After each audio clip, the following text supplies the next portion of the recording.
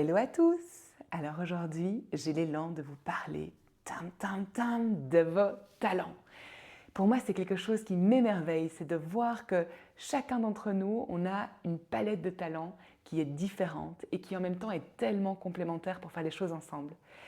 Les talents, c'est ce qui nous anime, c'est ce qui nous donne des étoiles dans les yeux, ce feu à l'intérieur. Donc je vous invite et je nous invite à réfléchir à ces moments dans lesquels on ressent une aisance naturelle, vraiment quelque chose d'inné. On ne voit pas le temps passer, on se sent nourri de l'intérieur. Et tous ces petits moments qui nous donnent des indices sur notre voie sont super précieux à reconnaître et à valoriser à leur juste valeur.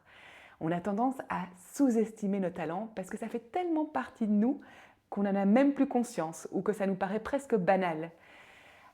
Alors, j'ai juste envie de vous proposer quelques indices par rapport à ces talents. Déjà, l'entourage. L'entourage perçoit parfois beaucoup mieux les talents que nous-mêmes. Donc, juste leur poser la question, tiens, c'est quoi d'après toi mes talents? Qu'est-ce que tu perçois chez moi? L'énergie que j'émane, ce dans quoi je suis douée. Et vous allez peut-être être étonné des réponses. Et puis aussi, les demandes qu'on a tendance à vous faire. Qu'est-ce qu'on vous demande? Est-ce qu'on a envie de se confier à vous? Vous mettez les gens en confiance, vous faites rire, vous êtes hyper organisé, donc on a tendance à vous demander d'organiser un voyage ou une fête, ou bien plutôt de débattre sur des sujets. Donc quelles sont les demandes qu'on a tendance à vous faire? Quels sont aussi les services désintéressés en quelque sorte? Ce que vous faites avec tellement de naturel que ça en devient, enfin ça en est tellement désintéressé.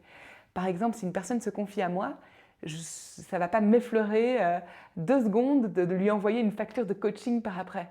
C'est tellement naturel, ça me nourrit que à une soirée, si on a une belle discussion, c'est magique. Donc tous ces petits moments, il y en a qui créent du beau de façon tellement naturelle que ça en devient désintéressé.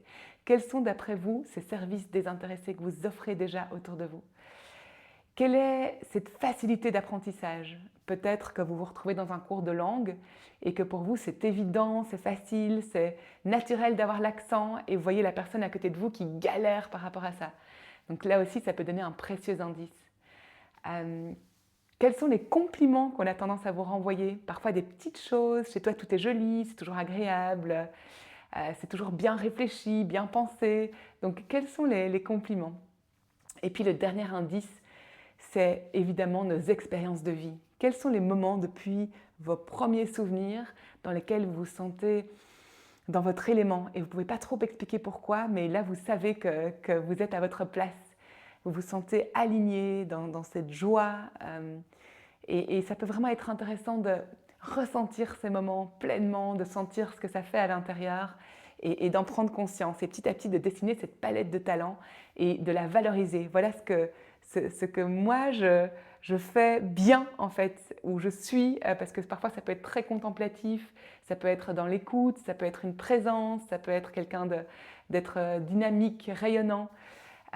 Les talents sont tellement vastes et on a tendance à penser au Mozart ou aux peintres hyper connus, au Picasso, alors que pas du tout, justement les talents c'est tellement vaste, c'est parfois tout simple et je pense que d'en prendre conscience permet de revenir un peu plus à l'intérieur et de comprendre ce que j'ai à offrir au monde. Des talents, je pense que se pose la question de dans quelle mesure est-ce que dans mon quotidien je suis dans mes talents? Je me sens vivante, je me sens nourrie. Et quand je ne suis pas dans un de mes talents, je sens qu'une part de moi s'éteint. Et de quoi est-ce que j'ai besoin pour cultiver chaque talent? Par exemple, dans la transmission, j'ai besoin de m'inspirer. J'ai besoin d'écouter des podcasts, d'aller à des conférences, de faire des nouvelles rencontres. Je sens que pour me ressourcer, j'ai besoin de silence, j'ai besoin de nature. Pour sentir la vitalité, la tonicité, j'ai besoin d'être dans mon corps, de danser, de faire du yoga. Donc toutes ces questions-là. Et ce qui est magnifique, c'est que les talents sont intrinsèquement liés aux valeurs. Ce sont les boussoles qui nous guident dans notre vie, dans nos pensées, dans nos actions.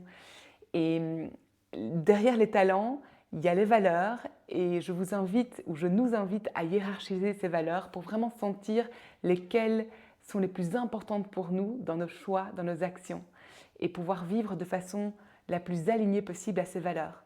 Quand on vit à l'encontre de nos valeurs, c'est comme une trahison par rapport à soi-même. Et finalement, on s'épuise, il y a notre corps qui commence à nous parler, on est tendu, on ressent beaucoup de tension. Et donc, prendre conscience de ça, faire un petit bilan, une petite parenthèse, juste se poser, ressentir ce qui nous fait du bien, revenir à ses valeurs et prendre des choix en conscience, ça peut tellement nous aider sur notre voie. Je vous embrasse bien fort et je vous dis à bientôt.